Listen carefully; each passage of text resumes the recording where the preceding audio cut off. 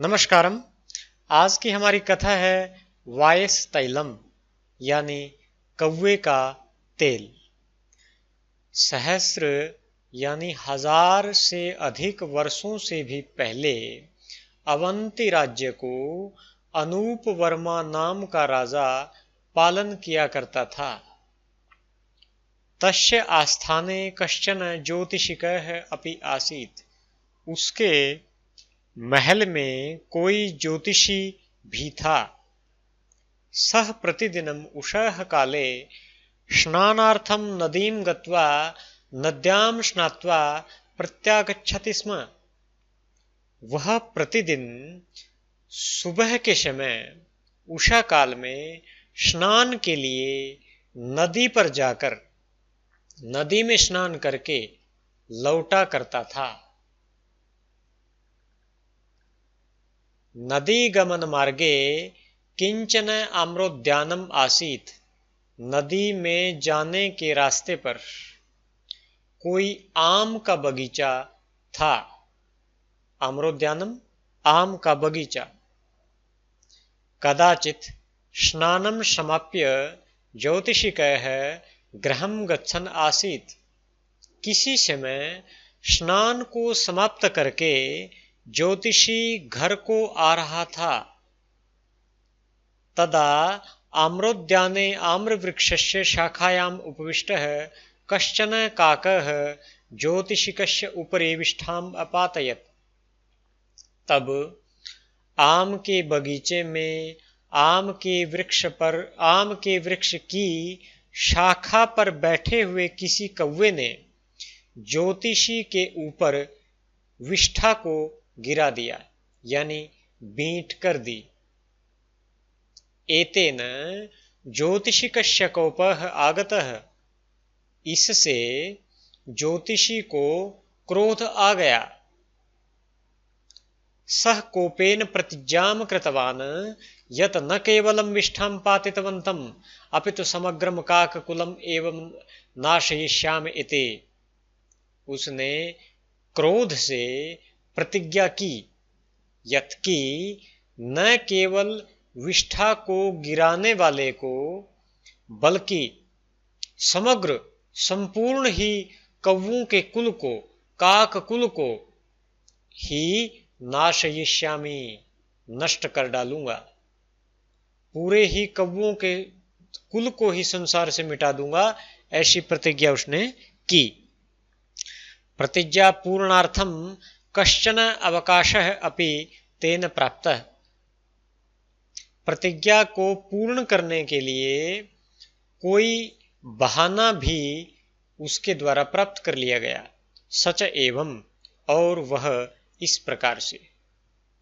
राज्यः प्रासादं परितः स्थितस्य दुर्गस्य समीपे। राजा के प्रासाद यानी महल, राजा के महल के चारों ओर स्थित जो दुर्ग था, किला था, उसके समीप ही क्या था? दुर्गस्य समीपे कश्चन वृद्धः कुटीरं निर्माय निवसति स्म। कोई बूढ़ा कुटीर का निर्माण करके निवास किया करता था, यानी झोपड़ी का निर्माण करके निवास किया करता था। सः कदाचित् अंगणे धान्यं प्रसार्य रक्षणार्थम उपविष्टवान् आसीत्। किसी समय वह जो वृद्ध था, किसी समय आंगन में धान्य को बिखराकर, अनाज को बिखराकर रक्षण करने के लिए बैठा हुआ था। वृद्धः उपविष्टः एव मध्ये मध्ये निद्रां प्राप्नोति स्म। बूढ़ा बैठा ही, अपने स्थान पर बैठा बैठा ही बीच बीच में निद्रा को प्राप्त कर लेता था, यानी उसे नींद आ जाया करती थी। वृद्धः यदा निद्रां प्राप्नोति तदा कश्चन गर्दभः आगत्य धान्यं खादति स्म। बूढ़ा जब निद्रा को प्राप्त करता था, उसी समय कोई गधा आकर धान्य को खा जाता था। जागरितः वृद्धः तं गर्दभं दूरं प्रेषयति स्म। जागा हुआ बूढ़ा उस गधे को दूर प्रेषित करता था, यानी दूर भगा देता था, दूर भेज देता था। एवं द्वित्रवारम प्रवृत्तम, इसी प्रकार से 2-3 बार हुआ, 2-3 बार ऐसी ही घटना घटी। तथापि गर्दभः चतुर्थवारम अपि आगत्य धान्यम अखादत, तो भी गधा चौथी बार भी आकर धान्य खा गया। एषः वराकः गर्दभः सम्यक दंडनीय है, यह बेचारा गधा ठीक से दंडित करने के योग्य है। इति निश्चित्य वृद्धः बिना शब्दम गत्वा गर्दभम गृहीतवान्, ऐसा निश्चय करके वृद्ध ने बिना शब्द किए ही जाकर गधे को पकड़ लिया। गृहीतवान, पकड़ लिया। रज्ज्वा तम पार्श्वे बद्धवान, रज्ज्वा, रज्जू कहते हैं रस्सी को, और रज्ज्वा रस्सी के द्वारा, तृतीया विभक्ति एकवचन। रज्ज्वा रज्जू से, रस्सी से उसको पास ही बांध दिया। अनंतरम तालपत्राणि तैलेन आर्द्रीकृत्य गर्दभस्य पुच्छे बद्धवान, इसके पश्चात ताल के पत्तों को तेल से गीला करके, आर्द्रीकृत्य गीला करके, आर्द्र कहते हैं गीले को, और आर्द्रीकृत्य गीला करके गधे के पूंछ में बांध दिया। ततः अग्निम संयोज्य गर्दभम बंध विमुक्तम कृतवान, उसके पश्चात अग्नि लगाकर, आग लगाकर गधे को बंधन से विमुक्त कर दिया, यानी बंधन उसका खोल दिया, उसको मुक्त कर दिया। पुच्छे योजितम अग्निम दृष्ट्वा भीतः गर्दभः मतिभ्रांतः इव इतस्ततः अधावत, पूंछ में लगाई गई अग्नि को देखकर डरा हुआ गधा मतिभ्रांत की तरह, यानी बहुत घबराए हुए की तरह, इतस्ततः इधर उधर, अधावत भागने लगा, दौड़ने लगा। सर्वत्र धावन सह, सब ओर भागता हुआ वह गधा। गजशालाम प्राविशत, सर्वत्र धावन सह गर्दभः गजशालाम प्राविशत, सब ओर भागता हुआ वह गधा गजशाला में प्रवेश कर गया। गजशाला यानी जहां हाथी रखे जाते हैं। क्षण मात्रेण गजशाला अग्निना ग्रस्ता जाता, क्षण मात्र में ही गजशाला, जो हाथियों की शाला थी, वो अग्नि के द्वारा ग्रस्त हो गई, घेर ली गई। अग्निम दृष्ट्वा दिग्भ्रांताः गजाः उच्चैः घिंकुर्वन्तः इतस्ततः धावितवन्तः, अग्नि को देखकर दिग्भ्रांत हुए, दिशा को भूले हुए कि किस दिशा में जाना है और किस दिशा में आना है, उसको दिग्भ्रांत कहते हैं, जिसे दिशा के विषय में भ्रम हो गया है। ऐसे दिग्भ्रांत हुए जो गज थे, उच्चैः, उच्च स्वर में, ऊंचे स्वर में, घिंकुर्वन्तः, चिघाड़ते हुए, इतस्ततः धावितवन्तः, इधर उधर भागने लगे, दौड़ने लगे। गजशालातः निर्गत्य मार्गे अपि केचन गजाः धावितवन्तः, गजशाला से निकलकर मार्ग में भी कुछ हाथी दौड़ने लगे। केचन च अग्निना दग्धकायाः अभवन्, और कुछ अग्नि के द्वारा दग्धकाय हो गए, यानी जली हुई काया वाले हो गए, कुछ के शरीर जल गए।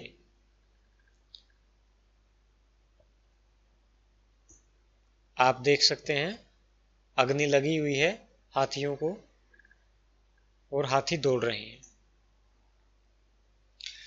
जनानां मध्ये गजानां धावनतः राजधान्यां महान कोलाहलः उत्पन्नः, लोगों के बीच में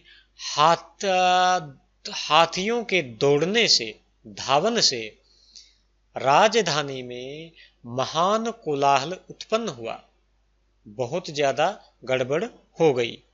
तावता हस्तिपकाः एताम आकस्मिक घटनाम जात्वा गजशाला समीपम गत्वा गजान गृहीत्वा बद्धवन्तः, तावता, तब तक हस्तिपकों ने, हाथी को की रखवाली करने वालों ने इस आकस्मिक घटना को जानकर गजशाला के समीप जाकर हाथियों को पकड़कर बांध दिया।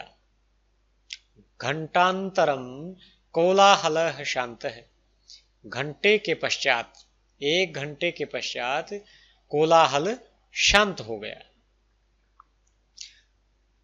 गजवैद्याः वर्णितानां गजानां चिकित्सां कृतवन्तः, हाथियों के वैद्यों ने व्रणित, व्रण कहते हैं घाव को और व्रणित कहते हैं जिसे घाव लगा हो, जिसे जख्म हो गए हो ऐसा। तो व्रणित जो गज थे उनकी चिकित्सा कृतवन्तः की, चिकित्सा करने लगे, उनका इलाज करने लगे। विविधानि तैलानि सज्जीकृत्य लेपितवन्तः, विविध प्रकार के तैल तैयार करके, सज्ज कहते हैं तैयार को, और सज्जीकृत्य तैयार करके लेप करने लगे, लेपितवन्तः। तथापि दाहात जाताः व्रणाः न उपशान्ताः, तो भी दाह से जन्म लिए हुए घाव ठीक नहीं हुए, उपशांत नहीं हुए। घाव जो जलने से बने हुए थे वो शांत होने का नाम नहीं ले रहे थे।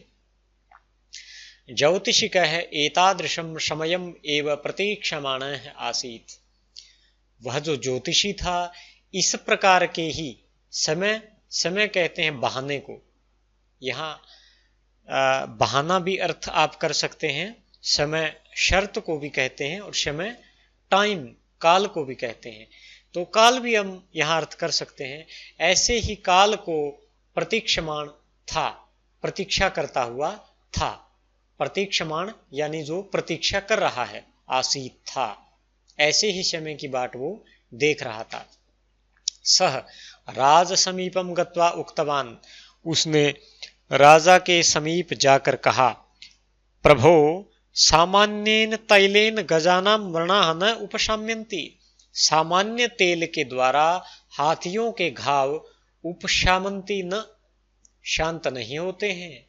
तदर्थम काकानां मेधसा वायस तैलम सज्जीकरणीयम, तदर्थम उसलिए तो, उसके लिए तो कौवों का, कौवों की जो मेद है, मेदस कहते हैं चर्बी को, चर्बी से वायस तैलम सज्जीकरणीयम, वायस तैल सज्जी करना पड़ेगा, तैयार करना पड़ेगा। वायस तैल यानी कौवों का तेल, काक भी कौवे को कहते हैं, वायस भी कौवे को कहते हैं। कौवों की जो मेद है, चर्बी को निचोड़कर उनका तेल निकालना पड़ेगा, वो तैयार करना पड़ेगा। अग्निजातः गजवर्णः वायस तैलेन केवलम शाम्यन्ति न तो अन्येन, अग्निजात, अग्नि से पैदा हुए हाथियों के जो घाव है वह कौवे के तेल से ही केवल शांत होता है, न तो अन्येन, अन्य से नहीं, अन्य किसी मार्ग से वह शांत नहीं होता। इति, ऐसा उस ज्योतिषी ने कहा। राजा एतस्मिन् वचने विश्वसितवान, राजा ने इस वचन पर विश्वास कर लिया। सह तस्मिन् एव दिने षडिण्डिम घोषम वार्ताम प्रसारितवान, सह उसने, तस्मिन् एव दिने उस ही दिन, उसी दिन में, षडिण्डिम घोषम, डिंडिम घोष के साथ, स का मतलब सहित, डिंडिम घोष ढोल का घोष, ढोल के साथ, ढोल नगाड़ों के साथ उसने वार्ता को प्रसारित करवा दिया, इस बात को प्रसारित करवा दिया, घोषणा करवा दी, यत् की जनैः काकाः गृहीतव्याः, लोगों के द्वारा कौवे पकड़े जाने चाहिए, गृहीतव्य पकड़े जाने चाहिए। राजप्रासादम प्रति आनेतव्याच, राजप्रसादम प्रति, और राजा के महल के प्रति, के पास लाए जाने चाहिए, और राजा के महल में वो कौवे लाए जाने चाहिए। काक गृहीत्रे, कौवे को पकड़ने वाले के लिए, प्रति काकम, प्रत्येक कौवे के अनुसार, हर कौवे के साथ, एकम ताम्र नाणकम दीयते, एक तांबे का सिक्का दीयते, दिया जाएगा। इति, ऐसा, ऐसी घोषणा राजा ने कर दी। एतां वार्तां श्रुत्वा देशे सर्वे काकान गृहीतुम उद्युक्ताः अभवन्। ऐसी वार्ता को सुनकर देश में सभी लोग कौवों को पकड़ने के लिए उद्युक्त हो गए, यानी उद्योग करने लगे, प्रयत्नशील हो गए। सभी इस बात की कोशिश करने लगे कि ज्यादा से ज्यादा कौवे पकड़े जाएं, क्योंकि लोगों को पैसे से मतलब था। सहस्रशः काकाः जनैः गृहीताः। सहस्रशः हजारों की संख्या में कौवे लोगों के द्वारा पकड़ लिए गए। राजप्रसाद समीपे विशालम पंजरम निर्मितम। राजा के महल के समीप ही एक विशाल पिंजरा निर्माण किया गया। तत्र ते काकाः स्थापिताः। वहां वे कौवे स्थापित किए गए, यानी रख दिए गए। काकराजः काकानाम एताम दुरवस्थां दृष्ट्वा खिन्नः। कौवों का राजा जो काकराज था, कौवों की ऐसी दुरवस्था को देखकर, दुरवस्था बुरी अवस्था को देखकर खिन्न हो गया, बड़ा दुखी हो गया। कश्चित् मानवः अविवेकी इत्यतः एषा दुरवस्था इति जातवानसः। कोई मानव अविवेक वाला है, विवेकहीन है, ज्ञान रहित है। इति अतः इसी कारण से ऐसा दुरवस्था, यह दुरवस्था हुई है।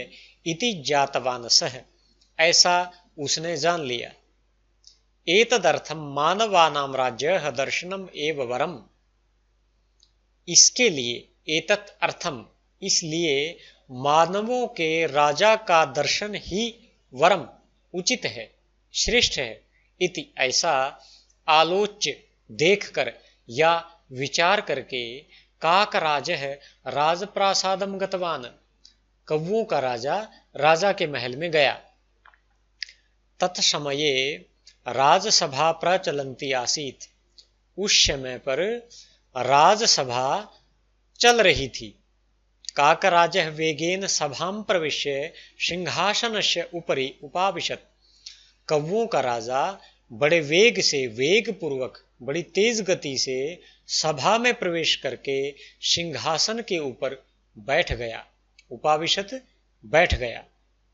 काकस्य हठात् प्रवेशम सिंहासनस्य उपरि उपवेशनं च दृष्ट्वा दिग्भ्रान्ताः रक्षकभटाः काकं गृहीतुं मारयितुं च उद्युक्ताः।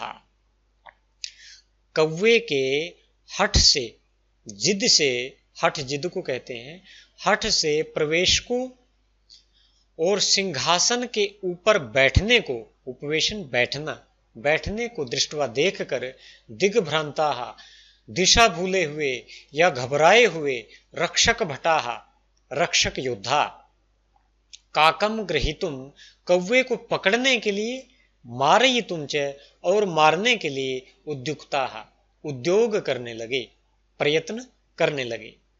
तदा, उस समय, तदा काकराजः आर्तस्वरेण महाराज रक्षतु माम इति मानव भाषया अवदत्।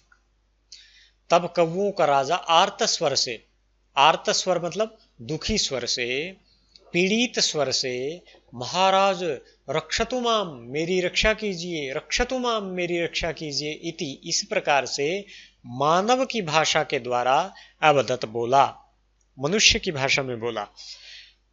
काक मुखात आगतम मानव वचनम श्रुत्वा आश्चर्यचकितः राजा नेत्र संकेतेन भटान दूरम प्रेषितवान। कौवे के मुख से आते हुए मानव वचन को सुनकर आश्चर्य से चकित हुए राजा ने नेत्र के संकेत से योद्धाओं को दूर भेज दिया। काकराजः मानव भाषया राजानम अवदत्। काकराज मानव भाषा से राजा से बोला या राजा को बोला, महाराज मम वचनम शांततया श्रुत्वा सारासारतम विचार्य भवान यथोचितम निर्णयतु। महाराज, मेरे वचन को शांति से सुनकर सार और ऐसारता को, सार और ऐसार का अर्थ है दो शब्द जुड़े हुए हैं, सार और असार और ता अवस्था, यानी कोई सार इसमें है या असार है, यानी इसमें कोई महत्व की बात है या महत्व की बात नहीं है, ऐसा विचार करके भवान आप यथोचितम निर्णयतु, यथा उचित उचित निर्णय करें। राजा अन्य वचने कदापि विश्वासम न कुर्यात्, राजा को अन्य के वचन में कभी भी विश्वास नहीं करना चाहिए। सारा सारता प्रथमम चिंतनीया, प्रथमम चिंतनीया, पहले चिंता किस बात की करनी चाहिए, पहला विचार क्या होना चाहिए, सारा सारता, सार और असार, इसमें कोई महत्व भी है, कोई सत्य भी है, कोई निचोड़ भी है या कोई निचोड़ नहीं है, इसको कहते हैं सारा सारता। वही प्रथम चिंतन होना चाहिए, किसी अन्य का वचन नहीं। अविचार्य कृतम कार्यम बहुनाम दुखस्य कारणम भवेत्, अविचार करके, विचार न करके, विचार्य काम करके और अविचार्य न विचार करके कृतम कार्यम किया हुआ कार्य बहुनाम बहुतों के दुखस्य दुख का कारणम भवेत् कारण हो सकता है या होता है। भवतः आस्थानस्य ज्योतिषिकः काकमेधसा गजव्रणम दूरीकरोमि इति उक्तवान खलु, आपके महल का ज्योतिषी कौवे के मेद से हाथी के घाव को दूर करता हूं ऐसा कहा खलु, निश्चित रूप से उसने ऐसा कहा। वस्तुतस्तु, वस्तुतः तू, दो शब्द जुड़े हुए हैं, वस्तुतः के विसर्गों को स बन गया है। वस्तुतस्तु वास्तव में तो, वस्तुतः वास्तव में तू तो, काक शरीरे मेदः एव न भवति, कौवे के शरीर में मेद होता ही नहीं है, चर्बी तो होती ही नहीं है। एवं स्थिते मेदसः तैलस्य सज्जीकरणम कथम शक्येत, ऐसा स्थित होने पर, ऐसा होने पर मेदसः तेलस्य सज्जीकरणम कथम शक्येत, चर्बी से तेल का सज्जीकरण कैसे हो सकता है, कैसे तैयार किया जा सकता है। भवत आस्थान ज्योतिषिक है, भवत और आस्थान मिलकर भवदास्थान बन गए हैं, त में आ जुड़ के वो दा बन गया है, तो इसको शब्द को समझेंगे भवत आस्थान, यानी आपके महल का, आपके आस्थान का ज्योतिषिक मिथ्यावादी, मिथ्यावादी है, झूठ बोलने वाला है, इति, ऐसा उस कौवे ने कहा। तदा राजा पृष्ठवान, तब राजा ने पूछा, काकानाम शरीरे मेदः किमर्थम न भवति, कौवों के शरीर में मेद क्यों नहीं होता है, चर्बी क्यों नहीं होती है, इति, ऐसा। पौष्टिक आहारस्य सेवनेन खलु शरीरे मेदः, पौष्टिक आहार के, पुष्टि करने वाले जो आहार होते हैं उनके सेवन से खलु निश्चित रूप से शरीरे मेदः वर्धते, शरीरे मेदः वर्धते, वर्धते बढ़ती है, निश्चित रूप से चर्बी बढ़ती है। काकः तु मानवेभ्यः भीताः सन्तः कष्टेन आहारं प्राप्नुवन्ति, कौवे तो मानवों से डरकर, भीताः सन्तः डरे हुए होते हुए, सन्तः होते हुए, होने के कारण कष्टेन बड़े कष्ट से आहार को प्राप्त करते हैं, प्राप्नुवन्ति प्राप्त करते हैं।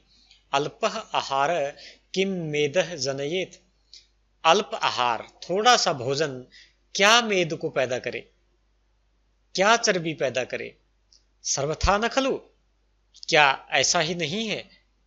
एषः ज्योतिषिकः क्षुल्लकेन कारणेन काकान द्विषन् काककुलस्य नाशं प्रतिज्ञाय इदानीं मिथ्यावचनेन भवतं वंचयित्वा पैशाच तृप्तिम् अनुभवन् अस्ति। यह ज्योतिषी क्षुल्लकेन कारणेन, छोटे से कारण से कौवों से द्वेष करता हुआ, कौवों से वैर बांधता हुआ, काक कुलस्य नाशम प्रतिज्ञाय, कौवों के कुल के नाश की प्रतिज्ञा करके, इदानीम इस समय मिथ्यावचनेन, मिथ्यावचन से, झूठे वचन से भवंतम वंचयित्वा आपको धोखा देकर पैशाच तृप्तिम अनुभवन अस्ति, पैशाचिक तृप्ति राक्षसी तृप्ति को अनुभव करता हुआ है। जैसी तृप्ति राक्षसों को होती है, दूसरे का नुकसान करके, दूसरे को हानि पहुंचाकर जो तृप्ति होती है वो केवल पिशाचों को ही हो सकती है, उसे पैशाच तृप्ति कहते हैं, उसका अनुभव कर रहा है यह ज्योतिषी। इति उक्त्वा काकराजः पूर्वतन घटनाम राजानम निवेदितवान। ऐसा कहकर कव्वू काकराज ने पूर्वतन घटना, पूर्वतन पहले वाली घटना को राजा को निवेदित किया, राजा को वह घटना बताई। एतेन राज्ये विवेकः उदितः, इससे राजा में विवेक उत्पन्न हुआ, ज्ञान उत्पन्न हुआ। बंधने स्थापितान सर्वान काकान बंध विमुक्तान कृत्वा राजा नियमम कृतवान। बंधन में स्थापित किए हुए सभी कौवों को बंधन मुक्त, बंध विमुक्त कृत्वा करके राजा ने नियमम कृतवान, नियम कर दिया या नियम बना दिया। यत् की देशे केन अपि काकाः न मारणीयाः इति, देश में किसी के द्वारा भी कौवे न मारे जाएं, मारणीय नहीं है इति, ऐसा। मिथ्यावादिनम काकद्वेषिणम ज्योतिषिकम पदवीतः चावितवान सह, मिथ्यावादी को, मिथ्या बोलने वाले को और काकों से द्वेष करने वाले को, काकद्वेषी को, उस ज्योतिषी को पदवी से, उसके पद से, चावितवान सह, पद से च्युत कर दिया, पद से हटा दिया। इतः परम, अब से आगे, इससे आगे, परम का मतलब इससे आगे, इतः इससे परम आगे। राजभवने प्रतिदिनम गौणिमितम धान्यम काकेभ्यः अर्पणीयम, राजभवन में प्रतिदिन गौणिमितम, गौणी एक प्राचीन भारत का प्रमाण है जिसमें भार के अलग अलग प्रमाण होते हैं। गौणी एक बड़ा सा प्रमाण है जिसमें काफी सारा धान्य या अनाज तोला जाता था। गौणी भर के, गौणिमितम, गौणी भर के धान्यम, धान्य अनाज काकेभ्यः अर्पणीयम, कौवों को अर्पण किया जाना चाहिए। इति, ऐसा अधिकारिण, अधिकारियों को, द्वितीया विभक्ति बहुवचन, आज्ञापितवान सह, उसने आज्ञापित किया, आज्ञा दी। क्या आज्ञा दी? कि इससे आगे राजभवन में प्रतिदिन गौणी भरकर धान्य कौवों को समर्पित किया जाए, ऐसा अधिकारियों की उसने आज्ञा दी। काक कुलम रक्षितम भवता, काक कुल रक्षित हुआ है आपके द्वारा, आपके द्वारा कौवों का कुल रक्षित हुआ है। तदर्थम, इस कारण से, कृतज्ञाः वयम, हम कृतज्ञ हैं, हम एहसानमंद हैं। इति, ऐसा राजानम उक्त्वा, राजा को कहकर, उक्त्वा कहकर, राज्य अनुज्ञाम प्राप्य, राजा की अनुमति प्राप्त करके, काकराजः ततः संतोषेण निर्गतवान, कौवों का राजा वहां से संतोषपूर्वक निर्गतवान, निकल गया। और कहा जाता है कि तब से ही काकबलि भी प्रचलित हुई, यानी कौवे के लिए कुछ अन्न निकाल कर रखना। तो मुझे आशा है कि आज की कथा से आपका काफ़ी शब्द भंडार बढ़ा होगा, व्याकरण का भी काफ़ी अभ्यास हुआ होगा। और मिलते हैं अगली कथा में, तब तक के लिए नमस्कार। जय भारत, जय भारती।